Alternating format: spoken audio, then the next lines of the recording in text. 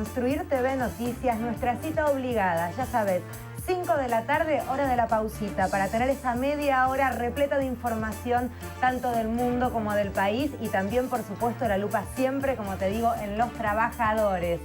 Hoy en la previa del feriado, mañana nos tomamos una pausa todos, así que después te cuento con qué nos vamos a despedir, que es muy, pero muy lindo. Muy lindo programa hoy con Sofi de vacaciones. Tenemos a un suplente ahí que nos va a dar una mano. Ari, bienvenido, Ari. Gracias por estar con nosotros. Ari Lijalad, debutando aquí en televisión conmigo, con mamá Fede. Así que, Ari, va a salir todo bien. Muy bien, muchas gracias por la invitación. Bueno, obviamente estamos a 11 días del balotaje en la ciudad de Buenos Aires. Vamos a hablar de qué están haciendo los dos principales candidatos, Horacio Rodríguez Larreta, Martín Lustó, y qué se está discutiendo también en el Frente para la Victoria, qué posición va a tomar de cara a este balotaje el 19 de julio.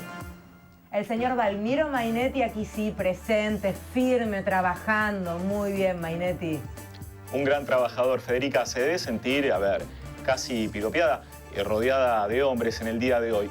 Tenemos 3 estrenos para recomendar por el feriado de mañana y una película especial, una peli bastante particular también para que puedas disfrutar en el feriado del 9 de julio.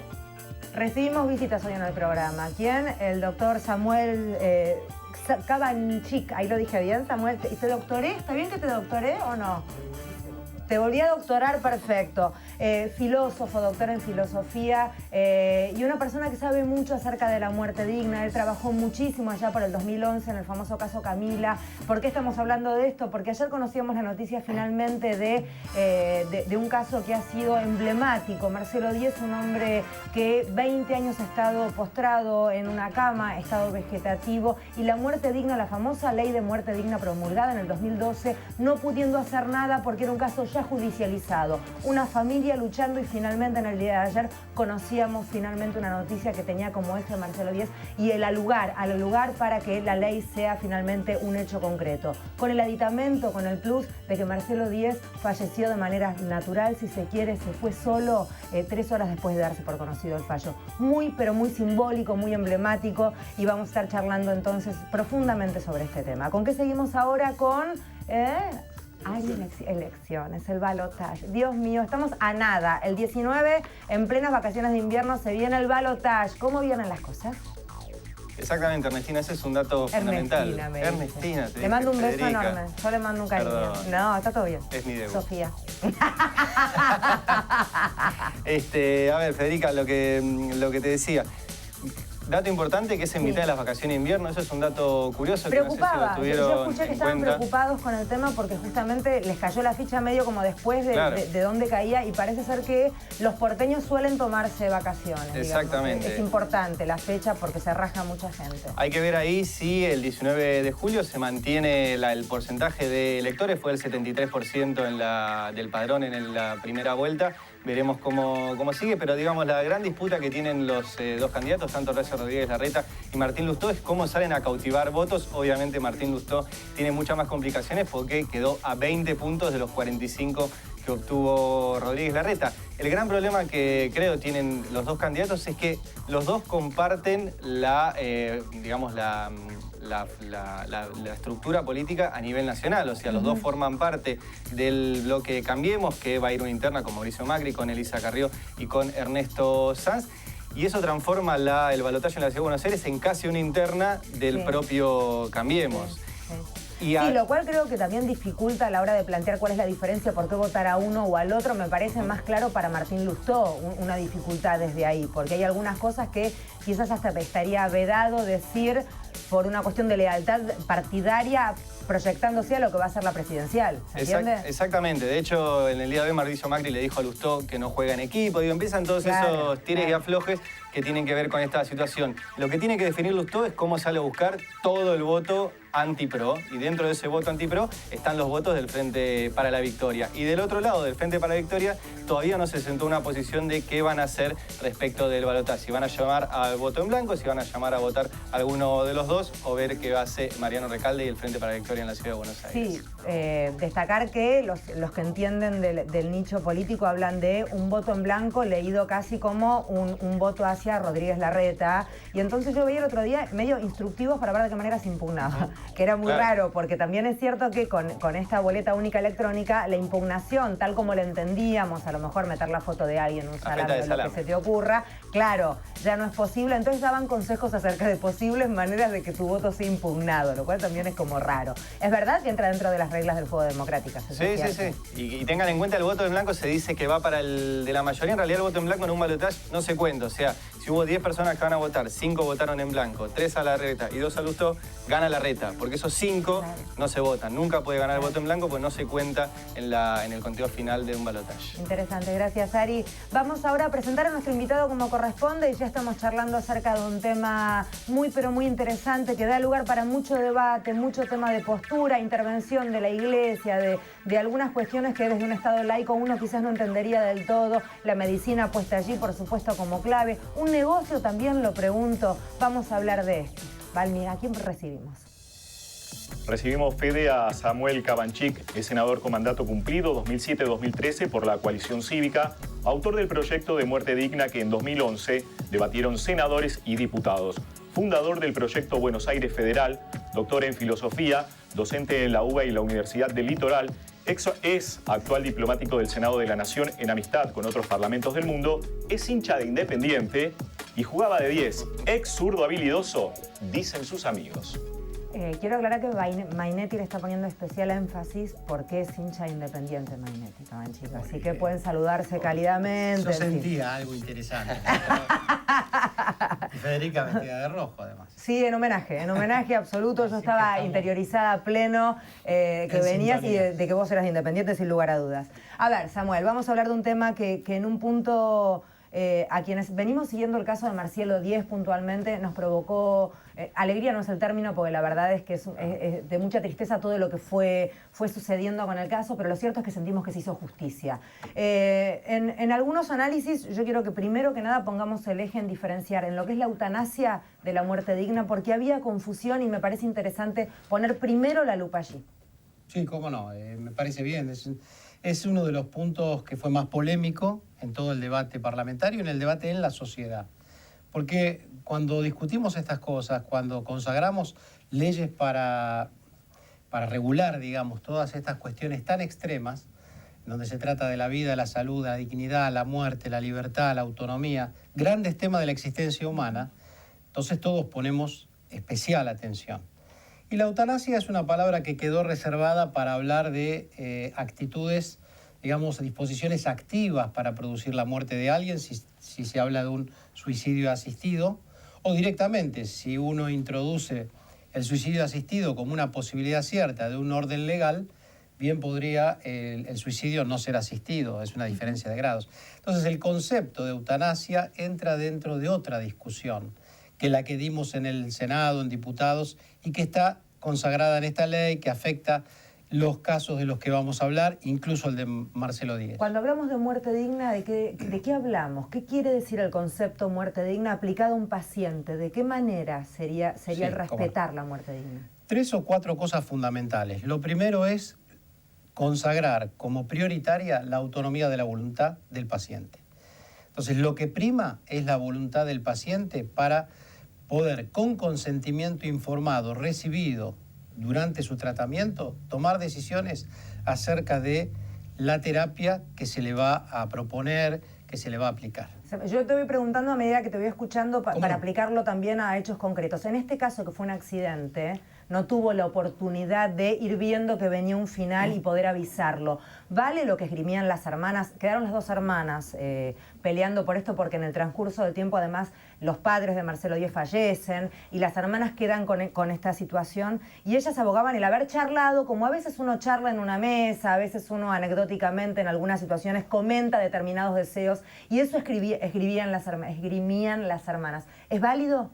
A ver, digamos, para volver al eje, lo que introducís es muy importante. ¿Por qué?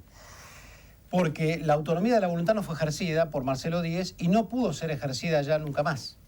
Era un muchacho joven, un muchacho que uno lo puede imaginar, activo, andando en moto a velocidad, iba a ponerse a reflexionar sobre esas cosas. Yo tengo 56 años, me he dedicado a este tema y así y todo. Todavía no he definido cuáles serían las cosas que haría respecto de eso. Me cuesta pensar que en esa situación vital Marcelo Díez sí lo había hecho. Pero más allá de esto, y si las hermanas testimoniaron esto, ya está en la causa, ya tuvo su consecuencia, el fallo de la Corte, y además el deceso paralelo en el mismo tiempo del propio Marcelo Díez. Así que, dejando el caso particular de lado, como tema general, la ley que votamos, que elaboramos, da respuesta a ese problema. Porque dice que cuando la manifestación de la voluntad no se hizo, y ya no se puede ni se podrá hacer, en los grados de parentesco, de consanguinidad, de parentesco político por el caso de un cónyuge, o incluso de un tutor o un representante de legal, en diferentes jerarquías, igual que está en la ley de trasplantes y de digamos, donación y trasplante de órganos, con el mismo nivel de jerarquización y de prelación, con ese mismo se opera en este caso, en el caso del tratamiento, de la limitación de la terapia, cuando ésta ya se evalúa como ineficaz y como al mismo tiempo productora de sufrimiento y prolongación de una agonía cada vez peor para el paciente y para el entorno familiar. Todos sufren, nadie gana, excepto aquellos que estén en el negocio aprovechando esta situación. Entonces, frente a esto, la ley también da respuesta. Es distinto al consentimiento informado, es distinto a lo que ya está en el Código Civil como figura de registro de la voluntad anticipada. En eso, el caso de Marcelo Díez, como el caso fue de Camila Sánchez. En el que vos trabajaste personalmente. Sí, ¿no? pero antes que el caso de Camila Sánchez tenemos el caso que motivó realmente la presentación por nuestra parte de la ley y dinamizó el debate en el 2011, que fue el caso de Melina González. Susana Bustamante, su madre, nos vino a ver y nos contó este caso impresionante, pero allí Melina, en plena aptitud, gozo de sus facultades, ella pidió una respuesta que terminara con su dolor, una sedación profunda, porque ya no había nada que hacer y todo era peor día tras día, un calvario. Ahora, yo tengo una pregunta. Vos mencionaste la palabra negocio recién. Digo, Sí. ¿por qué un tema tan sensible como esto recién? En el 2009 es la Ley de Derechos del Paciente, en el 2012 es la modificación que Correcto. permite esto. ¿Quién está detrás de ese negocio? Porque hay oposición del lado, digamos, también religioso a estas cuestiones y hay una oposición del lado de los negocios. ¿Quiénes son esos actores? Que a veces tienen vasos comunicantes, ¿no? O pueden tenerlos al menos. Y imagínate, por ejemplo, los hostis, las casas de retiro en donde se ofrece un servicio que es el servicio para terminar con la vida de la persona a cambio de un buen pago de dinero. Hay gente que se va de viaje a Suiza y en esto los suizos, hablaba esto por mis otras funciones en el Senado con el embajador de Suiza en la Argentina, que nos contaba que es un motivo de preocupación en Suiza, por ejemplo, porque ellos tienen una ley que permite incluso en algunas partes de Suiza, no es una ley nacional porque el ordenamiento jurídico de ellos es distinto al de una nación, pero tienen vigencia en algunos lugares de Suiza, este tipo de clínicas donde uno incluso encuentra el suicidio asistido. Eso es todo con dinero. No digo que sea la principal motivación, pero es de pensar que también lo es. Entonces se hizo una trama, un conjunto de cosas dada una práctica y un estado de la cuestión en la cultura humana en un momento determinado. Como esto es un tema que es difícil de tocar, porque es difícil de enfrentar para todos nosotros individual y colectivamente, es natural que se vaya generando, junto con las prácticas sociales, también intereses privados. No lo digo demonizando eso en sí mismo. Es natural. Lo que es reprobable es que la gente, por defender eso, vaya a rechazar con argumentos hipócritas lo que es claramente un avance de la conciencia colectiva, que es volver a conectarnos con nuestra existencia plenamente, que incluye la vejez, el deterioro, la muerte, de un modo más natural, de un modo de frente, digamos, no con tanta lejanía con todas las cosas, ¿no? Porque la soledad que vive alguien que está en esa situación, e incluso Marcelo Díez, al que o se le atribuye una conciencia mínima o ninguna durante más de 20 años, era solamente la oportunidad para el encarnizamiento terapéutico y la facturación. ¿Qué otra cosa podía ser? Bueno, hoy el abogado de Marcelo Díez relataba que cada jornada salía 15.000 pesos. Ya está, la respuesta es muy clara, ¿no? Entonces creo que hemos avanzado porque la ley, primero está lo de la voluntad de autonomía. Cuando eso no se puede, da una solución. Primero cónyuge, después padres e hijos, después hermanos, y así sucesivamente, para poder tomar cartas en el asunto cuando el paciente no puede hacerlo por sí y cuando la historia clínica ha determinado con total objetividad y garantía que el 100% de lo que tiene la medicina para ofrecer ya no alcanza para nada, es cero. Y un detalle importante también y que creo que vale, nadie te va a obligar a nada. Si vos necesitas, por cuestiones X, cuales sean, acompañar a esa persona y que esa persona quede contigo así como esté, en el estado en el que esté, por más que la medicina te diga vos tenés la posibilidad de hacer esto o aquello, vos tenés derecho también a seguir con esa persona, digamos. Nadie va a obligarte a una muerte digna para tu familiar o tu ser querido si vos no querés hacerlo. Cabe el caso y el ejemplo de lo que fue la mamá de Gustavo Cerati, que ella decidió que necesitaba que su hijo estuviera de esa manera, de la forma en que ella necesitaba despedirse, el tiempo que ella necesitaba, con los tiempos que ella... Y nadie le obligó a nadie. Bueno, eso es un punto muy importante que se conecta con la evaluación que estamos haciendo del fallo. Hemos leído con profundidad el fallo de la Corte Suprema de Justicia de la Nación. Es muy importante que la gente se quede tranquila. Acá el Estado no titula por sí ningún derecho de nadie. El derecho es del paciente y en todo caso el derecho es putativamente de los familiares que lo representan como representantes legales o por el vínculo sanguíneo. De eso se trata, de un derecho, no de un deber, una obligación o una usurpación de voluntad anónima de la sociedad de quien fuere.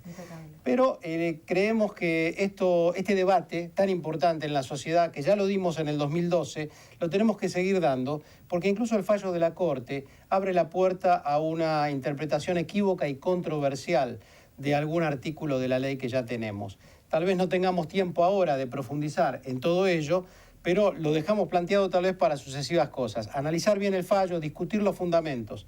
No olvidemos que en los fundamentos y en lo filosófico de base se juega tanta importancia como en las partes resolutivas. Sacando el libro ya, ¿no? Sí, hablando de filosofía, Bien. La fusión entre filosofía y política. Muy interesante. Se llama Desde el Palacio, retrato de un filósofo en el Senado, lo edita Galerna y ahí cuento desde la fundación del Hannah Arendt y la coalición cívica hasta el último día de mi mandato. Gracias, Samuel, un placer. Muchas gracias, Un Federica, gustazo. a todos Muchas ustedes. gracias. Un gusto de estar acá. Con Ari vamos a estar ahora en breve hablando de qué pasa con las escuelas porteñas y las vacaciones, pero antes, hablando de vacaciones, vamos al cine. Mañana día de estrenos. Para nosotros y para ustedes feriadísimo. Por lo tanto, ya el Balmi tiene los estrenos y te recomiendo, te cuenta de qué se trata. A ver, ¿cuántos se estrenan? Claro que sí, Fede. Tenemos 3 estrenos para invitarlos a todos al cine. Y el primero de ellos tiene que ver con un estreno nacional que se llama Locos Sueltos en el Zoo. Es una película para toda la familia y la trama va de que un viejo guardián del zoo, Gregorio, conoce un gran secreto, que por la noche los animales hablan. De ahí parte toda la trama de la película. En este film actúan Emilio Dizzi, Fabián Gianola, Karina Jelinek, Gladys Florimonte, Pachu Peña, Luciana Salazar y atención que es el debut, hablábamos hoy de debut, de Marley en la pantalla grande. El segundo de los estrenos que tenemos para disfrutar con todos y compartir con todos ustedes es una película que viene de afuera, viene de los Estados Unidos. Hablamos de Terminator, Génesis. Esa la tenemos que ver. Esa la vamos a ver seguro. Arnold Schwarzenegger vuelve al cine en la 5ª parte de esta saga. Y la trama viene de que cuando el líder de la resistencia, hablamos de John Connor, envía al sargento Kyle Reese de vuelta a 1984 para proteger a la gran Sarah Connor y salvaguardar al mundo y al futuro. Allí se producirá un inesperado giro en los acontecimientos que creará una fractura en la línea temporal. La tercera de las recomendaciones de los estrenos que vamos a estar compartiendo aquí en Construir TV tiene que ver con una propuesta de terror. Se llama La Horca y es la propuesta de terror de la semana.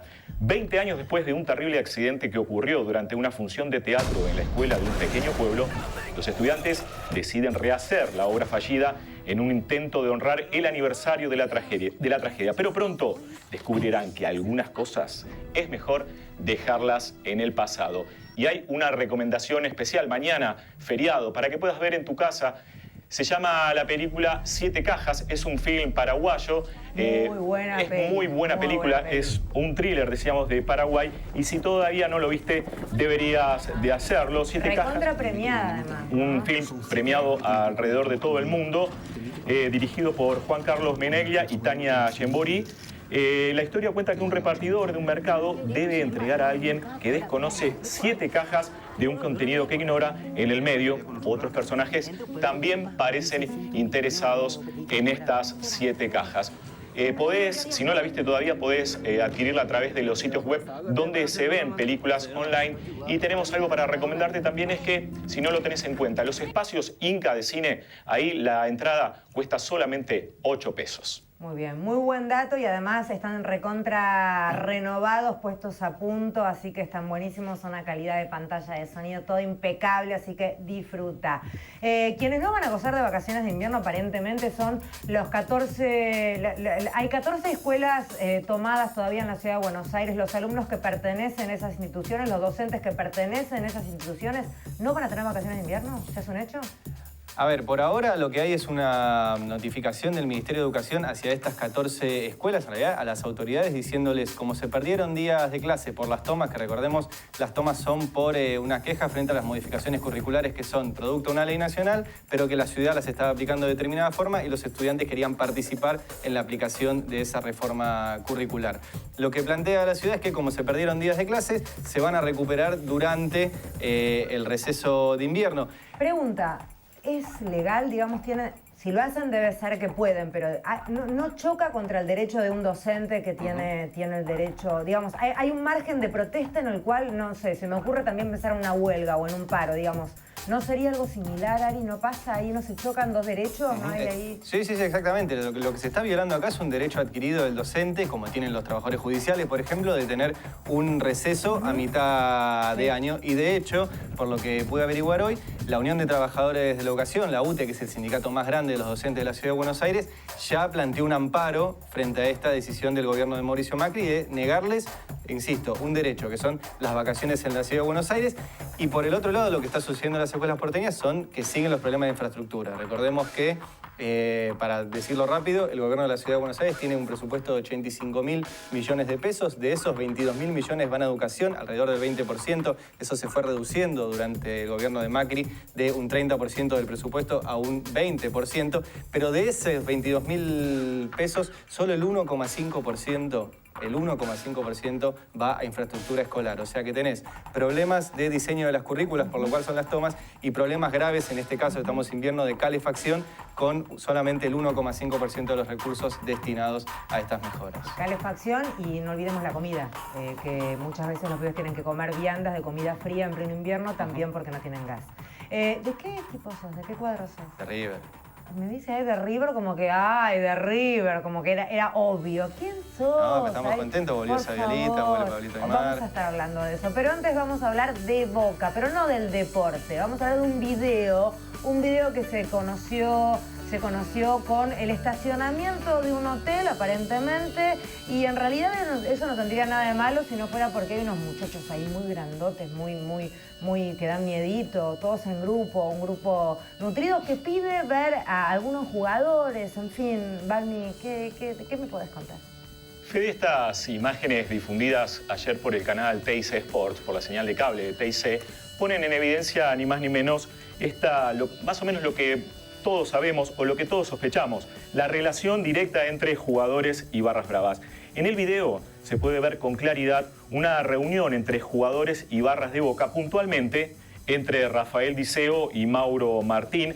También por parte de los jugadores participaron el Cata Díaz, Orión y Fernando Gago. Según trascendió durante esta reunión, Diceo dejó muy, pero muy en claro que él volvía al liderazgo de la 12 y les pidió a los jugadores que ganen títulos, me suena como un poco apretada, y también 30 uniformes deportivos para los del resto de la barra. Le dijo, please ganen y nos gustaría abrigarnos, no tenemos ropa. Las imágenes, Fede, que trascendieron... Los tamaños de los chicos son enormes. Y dan para sí, da un poquito de miedo. No se enojen esos pibes. Claro que sí. Lo que sí te voy a decir, y también por ahí le interesa a Ari, que es que esta noche juega River. A partir de las 20:10... no, lo voy a ver por la tele, pero... Juega a partir de las 20:10, lo transmite la televisión pública. Es un partido que quedaba pendiente de la fecha 13, pero fue suspendido, recordamos, por el fallecimiento del jugador del Atlético de Paraná, Cristian Gómez. Así que atención, a partir de las 20:10, en el Estadio de Tigre, allá en la ciudad de Victoria, River enfrenta a Tigre. Si gana, llega a la punta del torneo. Pero donde va a haber fiesta también, y no sé si van a estar invitados los barras de Boca, es en la Bombonera, porque el club de la Ribera está homenajeando a su máximo ganador. Hablamos de Sebastián Bataglia, que tiene 17 títulos en su haber. ¿Quiénes van a estar participando de este partido de homenaje? Juan Román Riquelme, Martín Palermo, Guillermo Barros Esqueloto, Diego Caña y Jorge Bermúdez, entre otros. Muy bien, señor. Vamos ahora a nuestra sección preferida. Tiene como eje los trabajadores. El trabajador del día, y en este caso son un 2 por 1, los trabajadores del día. Son dos señores ya jubilados, ellos retirados, trabajadores ferroviarios llamados Enrique Quattrini y Héctor Bumbesevicki. ¿Qué apellido? Enrique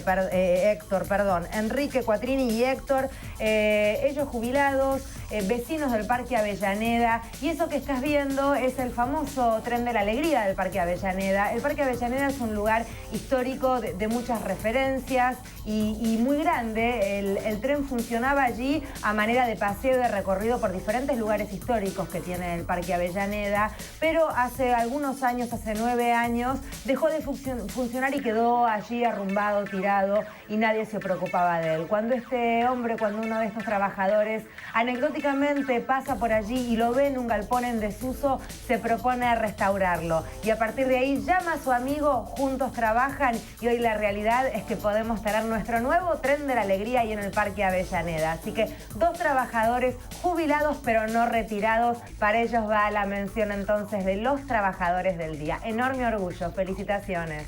9 de julio en el día de mañana, señores. 9 de julio, feriado para todo el mundo, feriadísimo también para nosotros, así que no estaremos a las 5 de la tarde, pero no queremos sin antes recordar qué es lo que estamos celebrando en este 9 de julio. A ver, vamos a verlo. El 9 de julio de 1816 se firmó en la provincia de Tucumán la Declaración de la Independencia de las Provincias Unidas del Río de la Plata del Gobierno de España. Para esto, 33 representantes de las provincias formaron un congreso y comenzaron a debatir el 24 de marzo en la casa de Francisca Bazán de Laguna, conocida actualmente como la Casita de Tucumán. El presidente del Congreso en el momento de la firma del acta fue Francisco Narciso de la Prida, diputado por la provincia de San Juan. De los 33 congresales, 18 de ellos eran abogados, 11 miembros del clero y 4 militares. El rey de España en ese momento era Fernando VII. Fue Juan José Paso quien preguntó a todos los congresales si estaban dispuestos a firmar el acta emancipadora. Los principales impulsores de la Declaración de la Independencia fueron José de San Martín, Manuel Belgrano y Bernardo de Monteagudo. El documento original fue robado, hoy solo quedan copias. Desde el 9 de julio de 1816 hasta hoy, pasaron 199 años. Mañana a pasear con la escarapela puesta, a comer locro. ¿Y qué más? ¿Y qué más hacemos? ¿Mañana qué hacemos, Ari? Mañana, y los que hacemos radio, laburamos. Ah, bien, beso a Daddy, está con Daddy. Y en Radio Nacional también hay un equipo maravilloso de gente. Dale. Con Cintia García de 7 a 9, con bien. Daddy Brieva de 10 a 1 en Radio América. El primer trabajador. Usted, señor, el viernes nos vemos, ¿eh? Con él soy más dura porque ya tengo confianza. Mi feriado va a ser un feriado con fines de locro, No me cabe la menor... Sí. Ni le pregunté, por pánico. Chau, disfrútenla. Hasta el viernes.